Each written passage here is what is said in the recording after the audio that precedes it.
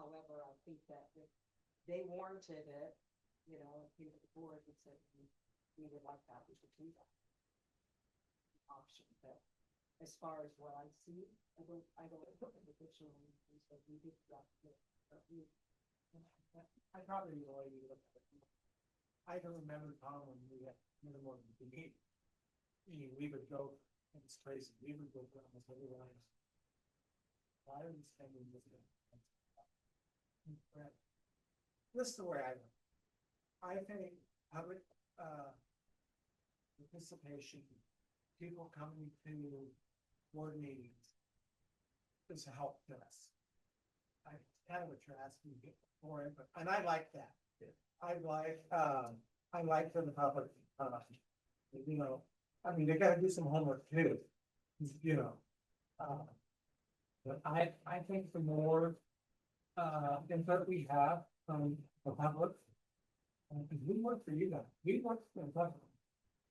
And I say we get paid by the public, get paid by not cash, but we get paid by the enjoyment of working with the kids, our staff, and representing our community. That's how I thought we made. I like them, which I like. And if you're on the budget and you come, you kind of have a different insight in some of this office, especially you, because you're the finance. Yeah, you know your background. This. And I would encourage all that's what you think your suggestions, all the time. And I'll say this, we're not going to, we want to do the best we can and going for it. And I agree wholeheartedly with Andrea that you've done a fantastic job with the budget. And I just was, as we go through the next couple of years and we face the possibility of consolidation of elementary schools and making the tough decision to close some, would this be a time where you would want the, what would I call it, the blessing, having put the budget committee together, saying that this is what we need to do. Therefore, you have more of a group of people that say, we have to do this. I just thought of that. I think statutorily, it's not required, but if staff wanted to organize a different kind of committee and bring the budget committee as members in on it, I think it would be very helpful. Both the board and the committee represent the public. And so we are representing the public tonight. And so I think that's the intention. And like you say, Tom, when tough times come, I would hope that we would all kind of get our heads together and say, okay, what can we do to help staff accomplish what's necessary to be done? And I know that something was mentioned about the formula tonight. I know that they're looking at that closely, and I've heard some noise about maybe helping some rural schools out of that. But we hear that noise every time we see the possible change in the formula. The formula has stood pretty well over the years, and I hate to see it changed in any way, because somebody gets hurt and somebody gets blessed beyond, in my opinion, what's necessary. And being in rural Oregon and living here and doing some work in the bigger districts also, we have some challenges they don't have. And they say, well, you've got the transportation reimbursement. Yes, but you're still managing more people. Kids in the cities get on a bus and off they go. You're not paying bus drivers. You don't have management problems or challenges of managing bus drivers. All of that kind of disappears in the larger district. So it's a balance. Personally, I like what you're doing here in Roseburg. My kids really benefited greatly attending Roseburg schools. And they all have good jobs, bright kids. And they're mine. Can you tell? But I think I would like to know, what are some of the pitfalls that we need to look at for the future, for the next year and the year after that? What are some of the challenges that we might have as a budget committee, as a board?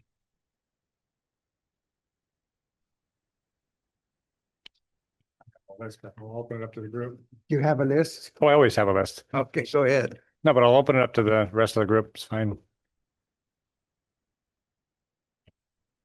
Is,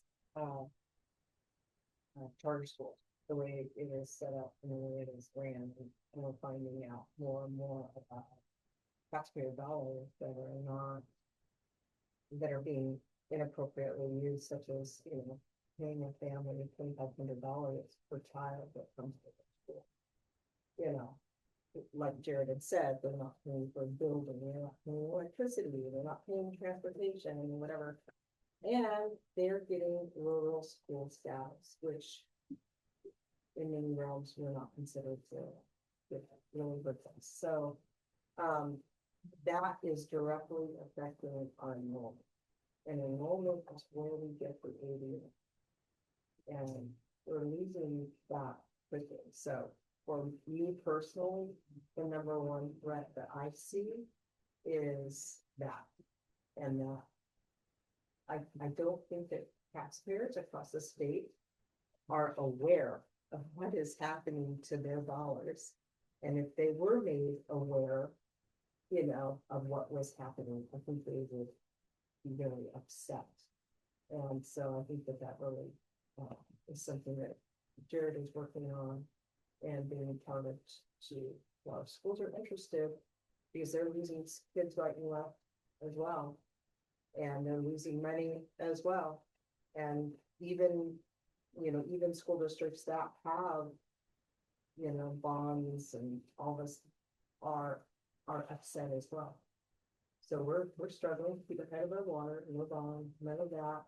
And then we're losing all these kids to, these different online schools that are not giving good outcomes to students anyway. So what about that? I have positives and negatives. We big pitfall is our buildings. And it's been that way for a long time. It's got to get over the hurdle. We need to grow the economy in Roseburg and Redwoods County. That's a pitfall. I don't know where that's going to land. But it's an issue. Positive things, which is not that fall, is the partnership that we have with UCC and what he's building out. If you haven't, you should go out with the new job. It's massive. That it's what's going to go on inside that building, which is really cool. And we took a tour of it the week before. I couldn't believe the amount of water inside the ship, but it's drying out. That's a positive thing. The other thing is, we have an opportunity. We have a great FFA program at the high schools. And they really need a van. They need an area where they can have their animals, and then maybe, high forestry into it and have a barn. And, the school owns the district, taxpayers own 78 at the Jackson Ranch. And it would be a great place to have a land lab and tied in with UCC, that's been talked about. So that's a positive thing that we've got to have the funds get that done. We have a great program. Another pitfall is we've worked really hard as a district to bring really super much talent in our teaching ranks. And then when you start losing enrollment, you guys start thinking about consolidating schools. But you also lose staff because you don't need it because of the enrollment. And that's a pitfall for me. The day that we have to cut staff is actually the worst day as a board. These are human beings and work of heart and soul and that's part of running business. You gotta have the kids. So that's a pitfall for me. And the enrollment thing, if everybody just had more kids, I think that was.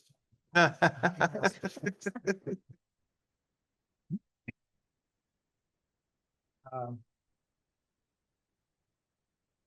Go ahead. I have something else I want to talk about, but let's finish our list. I mean, I always have a long list. Some of it was, we've talked about things like potential consolidation. There's those kind of things in there. And, we've talked about the land lab and we need to do a time audit. We've got the UCC work. We're working on enrollment strategy. I think that the bigger, broader question is this, and that's how do we ensure an incredible student experience for every kid?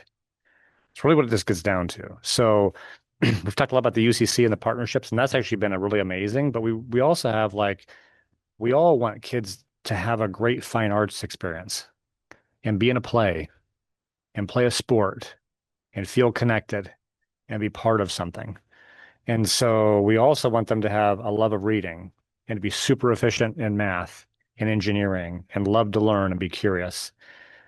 So kind of the things that keep me up at night, we do have some, there's definitely some we need to problem solve some things. We need to think way ahead. We have to do a lot of advocacy. I'm a little salty after yesterday's ridiculous note about the fact that we didn't qualify for summer school funding for 3 years.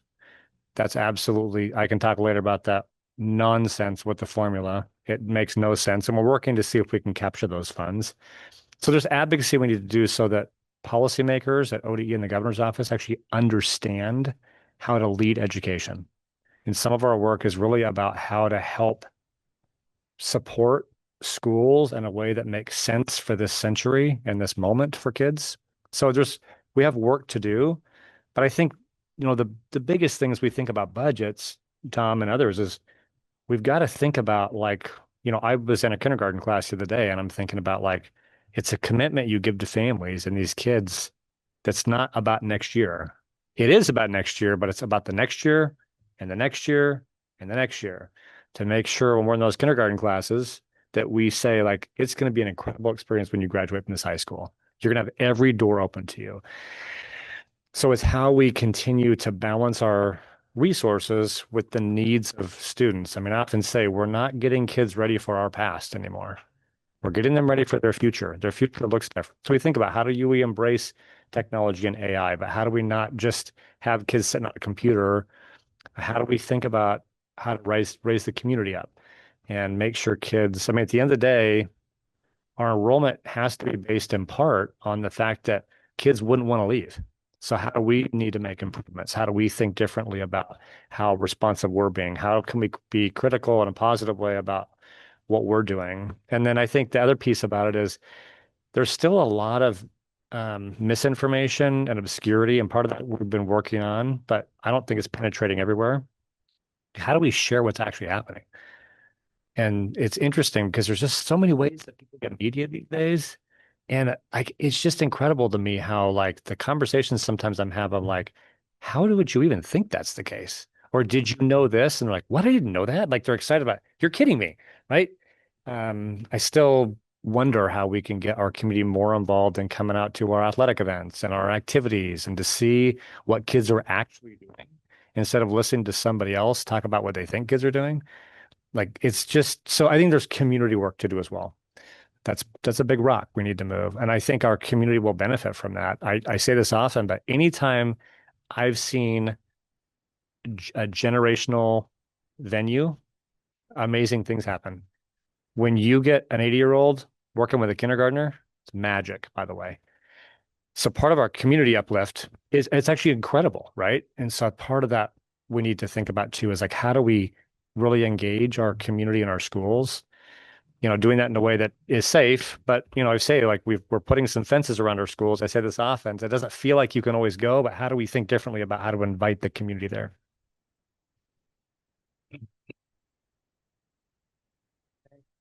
I don't know if you heard the news, but the Ford Family Foundation has offered to help us with some community uh, connections. And when I heard that, and did some community development, when I heard that, and what you just said about community connections, is there anything we can do to help our connections through that grant? And I think you've served with, Nikki, you've served on that committee or somewhat? Okay, tell us what you're hearing and what they're expecting, if you can.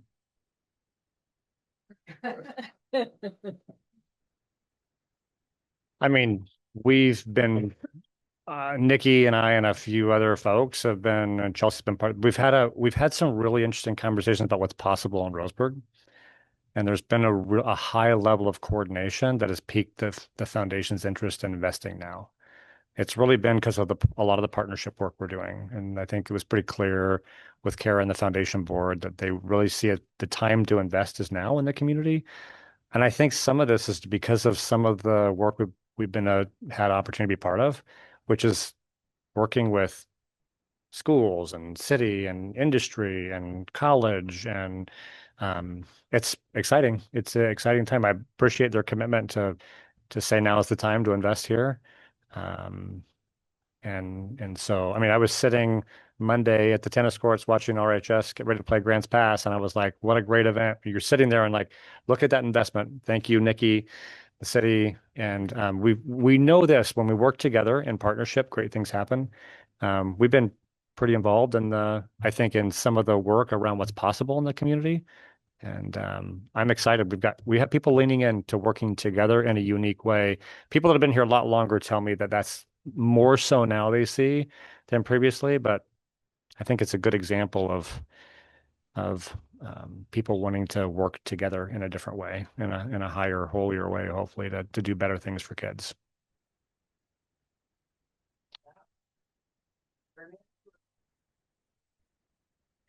You.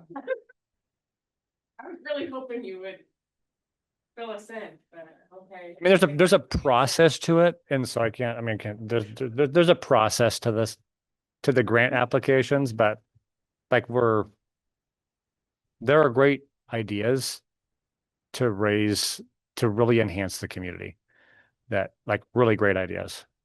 And so I'm excited that we could have some capital support to do some of those. And those, I think, just not always directly, maybe it might not be directly in the way we always think of grants coming, but it might be more capital investments we see. So if somebody in the community want to get involved in helping with those great ideas, is there a way?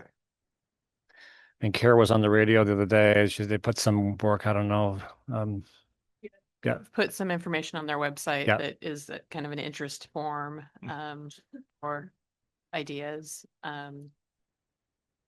A lot of us have been working on ideas for about 5 years now and trying to figure out how to position not just our own agency, well, not our own agency, like what are our priorities and how do we support that and then move on to the next one. So it may be a school district project, it may be a UCC project, it may be, something else in a park, or so what we're trying to do is not compete, but to collaborate. And so we've been working on that for a few years now, and we've had the opportunity to share that vision with the board of the foundation. And that's not saying this money is coming to all these projects, but it helped them. I think it helped them recognize that the stars are aligned and now's a good time to invest, and let's get it done. Like, we're ready to be done talking about it and start doing the things. So we're hoping for early progress all the way around. Jared? Yeah. I'm kind of with Becky. Can you, So Yeah, more sense of it. are there any ideas or a sample or a thought or Simply shout it out. I would say there's a ton of ideas, and it's that, what is the first domino to fall, and we don't get to make that decision, right? They're a foundation that is they've clearly realigned their priority around children and families. And so how do those things fit with the the areas that we're talking about, and they are interested. If you go to the website, and then I'll quit talking because this isn't mine to own, but if you go to their website, it is specific to starting at the natural area and following the river to downtown, which encompasses parks, it encompasses the high school, it encompasses downtown housing. There may be all kinds of things that we hope to achieve, and sometimes it takes first in money because most grantors want to be last in money, including the state. So we're trying to push this concept of first in money. Umpqua Health Alliance has been great about that. We want to build on some of that momentum as well. So Just looking at Ford Foundation and the amount of property we have along the river there, if you want to invite people there, there's a beautiful opportunity to incorporate community members if it's, especially if it's a park. If we have the property, they will probably build whatever you want on the property.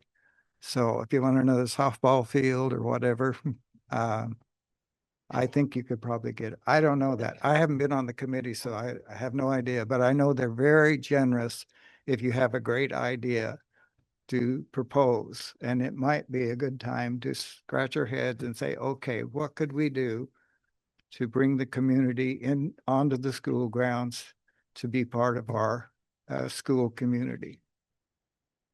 Anyway, just a thought. I was kind of excited to hear it because I just wanted more. Okay, let's go back to the budget. And are there budget questions that need answered tonight? Anything else that you've thought about? All right. Does that mean we're not thinking, or is Danielle, did you do such a job that we're just all satisfied? Yeah, I'm sure you did. Is somebody online asking a question? That's Keith. He just joined in. Mr. Cubic. Hello, Keith. I think he's frozen. He's got a slow smile, doesn't he? I think he's frozen. All right. If there's no other discussion, did you have something, Michael? No? Then I would entertain a motion to approve the budget, the proposed budget, and levy the tax accompanying that. Whoever wants to make that. So I move to approve the 2026, 2027 proposed budget as presented in the amount of $137,869,865. Furthermore, I make a motion to approve the permanent property tax rate in the amount of $4.327 necessary to balance the 2026, 2027 general fund budget. I'll Is there second. a second? Yeah, I'll second. It's been moved and second to approve the 26-27 proposed budget in the amount of $137,869,865. And then also to make a motion to approve the permanent property tax rate in the amount of 4.0327 per thousand. Any discussion?